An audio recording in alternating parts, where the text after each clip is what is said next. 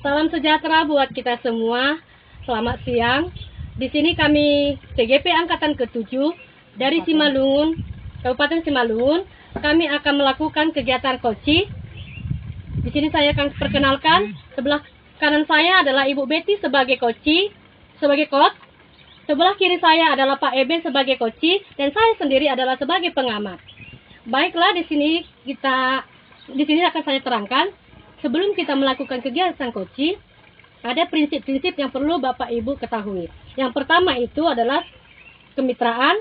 Kemitraan di sini maksudnya adalah koci itu mengedepankan tujuan rekan kita koci. Yang kedua, proses kreatif. Maksudnya di sini Bapak Ibu harus mengendalikan situasi koci untuk menghasilkan ide-ide baru. Dan yang ketiga, memaksimalkan potensi. Nah, maksudnya di sini, koci perlu diketahui dengan rencana tindakan lanjut kapan Bapak Ibu melakukannya. Dan yang terakhir itu adalah sesuai dengan alur tirta. Baiklah, kita akan mulai kegiatan koci kita. Saya persilakan Ibu Betty. Terima kasih, Bu. Oke, selamat pagi Pak Eben. Selamat pagi, Bu. Apa kabarnya Pak Eben? Kabar saya luar biasa. Sehat ya, Pak? Ya, Bu. Iya. Oh iya, semalam itu Bapak menelepon saya, mengajak saya ketemuan. Bapak ingin ada yang didiskusikan katanya. Itu tentang apa itu, Pak? Iya, Bu. Saya ingin mendiskusikan pada saat ini tentang kehidupan pribadi saya, Bu. Oh, tentang kehidupan pribadi ya, Pak. Jadi tujuan diskusi kita hari ini apa ini, Pak? Kita mau menghasilkan apa ini dalam percakapan kita di diskusi ini hari ini? Yang dimana dari tentang kehidupan saya supaya saya mendapatkan solusi ataupun jawabannya, Bu. Jawaban dari permasalahan Salah Bapak yang saya miliki, Bu. Oke, baik Pak.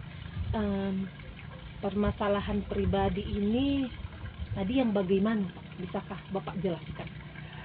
Dimana di sini, Bu, saya sudah menginjak usia 30 tahun. Untuk sampai saat ini saya belum menemukan pasangan yang cocok menurut saya. Di usia Bapak yang sudah 30 tahun, Bapak belum menemukan pasangan atau teman yang Iya, Bu. cocok sesuai di hati ya, Pak? Iya, Bu. Oke.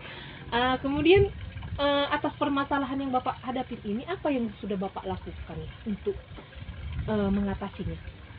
Yang untuk saat ini, Bu, yang untuk cara mengatasinya, mungkin saya lebih terbuka bercerita kepada teman, terus saya memberitahu kriteria pasangan yang bagaimana yang saya inginkan nantinya, supaya dimana saya itu memang betul mendapatkan seperti apa yang saya mau, Bu.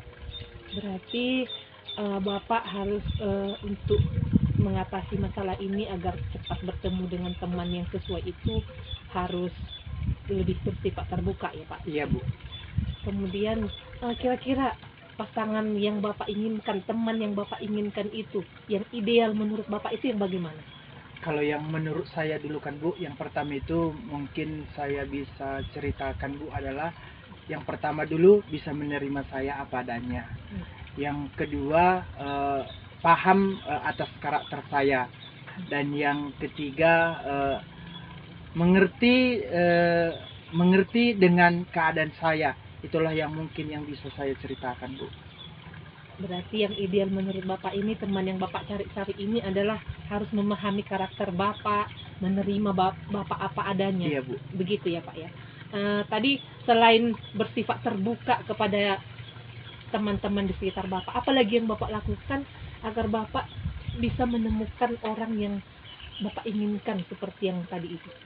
Mungkin yang untuk langkah selanjutnya, Bu, di mana saya akan berusaha untuk membuka hati saya, yang dimana nanti ada teman yang dipertemukan kepada saya, karena di situ kami akan saling mengintrospeksi diri, mana tahu kami bisa sejalan, Bu, agar saya bisa segera mungkin untuk mendapat teman hidup, Bu.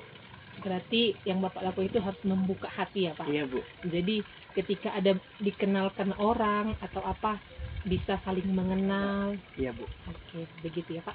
Jadi kira-kira ini, Pak, kapan ini mulai Bapak aksi nyatanya ini Bapak membuka diri, membuka hati untuk teman-teman yang ada di sekitar itu kapan ini mulainya nih, Pak? Mungkin saya setelah dari kegiatan ini Bu, mungkin saya akan segera langsung melaksanakannya karena saya sudah mendapatkan solusi dari yang saya ceritakan tentang permasalahan yang ada sama saya Bu.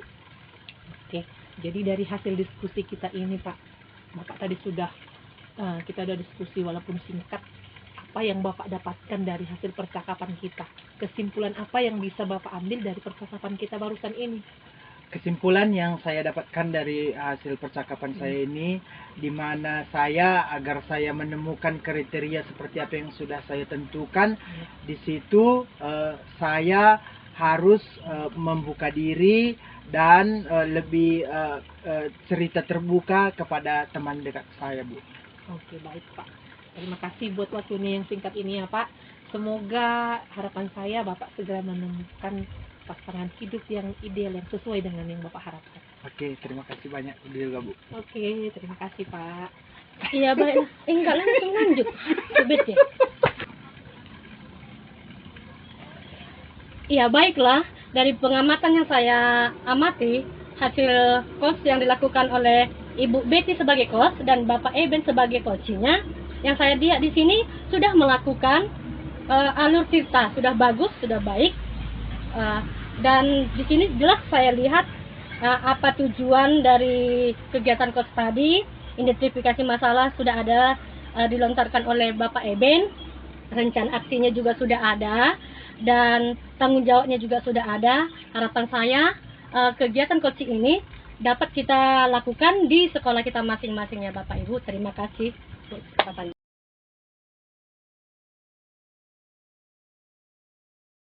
Bapak dan Ibu guru hebat dimanapun berada, kali ini kami sudah masuk ke putaran yang kedua untuk proses coaching kita hari ini. Saya sebagai pengamat, Betty Maharani Raja Gugup, dan Bapak Ebenezer Saragih sebagai coach, dan Ibu Linda sebagai coaching. Oke, di sini saya sebagai pengamat, ada yang perlu saya sampaikan kepada Bapak dan Ibu sebelum melakukan proses coaching ini.